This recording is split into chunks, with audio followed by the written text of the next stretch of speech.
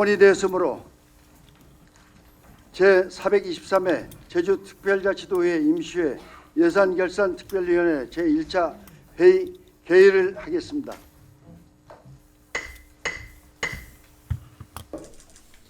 지방자치단체의 작은 예산안을 일부를 수정하려는 수정 예산안을 작성하여 당초 예산과 관련된 것으로 2개의 의사가 제출한 2024년도와 함께 간부 소개를 해주시기 바랍니다. 또한 오늘부터 내일까지 일간 진행. 최초의 감액 추경이고 감액을 많이 했기 때문에 그 성과 계획을 변경하지 않고서 나중에 성과 보고서를 제대로 작성할 수가 있는지, 예산 편성을 할 때는 성과 계획서를 하고 결산할 때는 성과 보고서 하는 거 맞지 않습니까? 그러면 결산을 할 때 이 예산 계획서를 변경하지 않고서 다음에 성과 보고서를 쓸 때 제대로 온 성과 보고서를 쓸 수 있는지, 그런 것에 대해서 의문점이 든다 그 말입니다. 네, 강경문 의원입니다. 추경이 시작되고 나서 바로 7월 달입니다. 부서 심사를 통해서 그 세출을 조정할 계획을 수립을 했어요. 그리고 각 부서마다 10% 예산을 줄여보자라고 해서 약 한 2,300원이 조정이 됐습니다. 의회에서 승인한 것을 집행부에서 그렇게 마음대로 조정을 해도 됩니까? 의원입니다. 우선 먼저 막대한 예산이 이 어린이집과 관련해 가지고 예산이 이제 편성이 돼서 운영되고 있는데, 어떤간에 유보 통합이 안착되려고 하면 저는 도청이 교육청으로 사업을 이관하는데 많은 그리고 적극적인 협조가 저는 필요하다고 보거든요. 인수 받는 입장에서는 인계하는 입장을 바라보게 돼 있어요.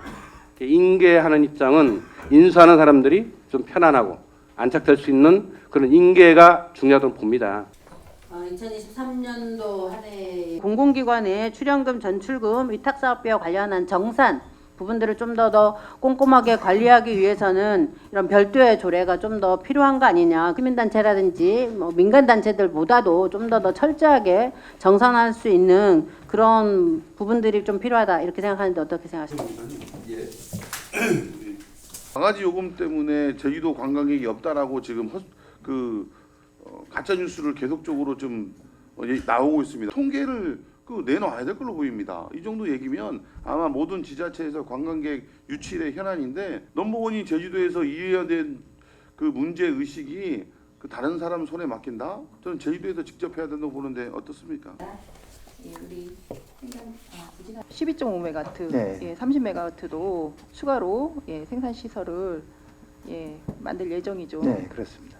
이게 또 가능하시리라고 보십니까? 타당성이 아마 가장 크리라고 생각하는데, 네. 이런 거를 우리 지자체에서 해야 될 일인가에 대한 우리 고민은 혹시 해보셨습니까? 국민 한 분 한 분의 우리 삶의 질 향상을 위해서 많은 노력. 학내 미관상에도 지금 미관도 해치고 있고, 그에 따라서 지금 수질의 문제에 대해서 제가 전문가는 아니지만은 횟집 내에 수족관에 물을 빨아들이고 그다음에 배출하는 것도 제가 봤을 땐 여기로 같이 이어지는 것 같아서 이 학내 수질 문제에도 굉장히 문제가 있을 것 같다, 이렇게 보여집니다.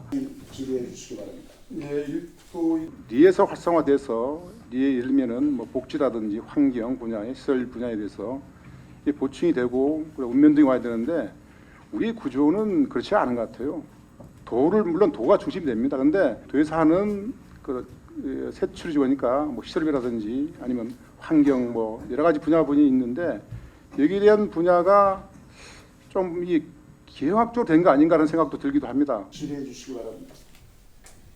1월 달에 기본 계획을 발표를 했는데 아직도 무엇을 어떻게 해야 될지에 대한 사업과 관리와 체계에 대해서 한 게 아무것도 없잖아요. 그럼 앞으로 재활용을 위해서 전국적으로는 한 19.5%가 되는 걸로 알고 있습니다. 그러면 제주도에서는 이 재활용을 몇 프로까지 올릴 거고 무엇을 통해서 올릴 건지에 대해서 지금 고민이 없으시잖아요.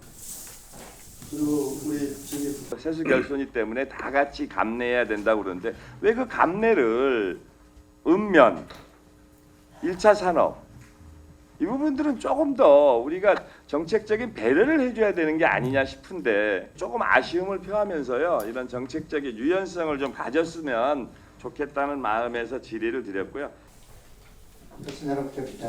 지역 혁신 체계를 구축해가지고 RI 사업이 성공하면 우리 청년 대학생들이 사회 취업해 나가면서 일자리 찾는 거잖아요. 무늬만 이 일을 참여하는 게 아니라 실질적으로 하루 8시간 일을 한다면 이거에 대해서 연구과제별로 고민할 수 있는 구성원들이 있어야 실질적으로 뭔가 이 사업의 내용들을 성과를 달성할 수 있을 것 같은데 대륜동 이재형 수산 쪽이 타의 부분보다도 물론 사업의 특성도 있겠지만은 해마다 집행률이 저조한 부분에 대해서 본인이 좀 고민하고 특단의 대책을 내놓을 수 있는 부분을 해야지 무슨 예측 못한 민원 때문에 매해 그러면 예측을 못해서 발생된다면 그것도 문제 아니에요. 공문을 받아서 1027억의 안을 확정은 이미 이제 될 거잖아요.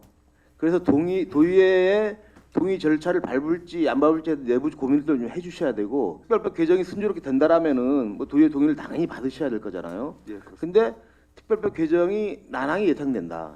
그리고 어쨌든 프로세스상 내년 총선 이후에 주민투표를 하게 된다라면은 그 절차들을 어떻게 할 것인가에 대해서는 내부적으로 고민들을 많이 해주셔야 될 것 같아요.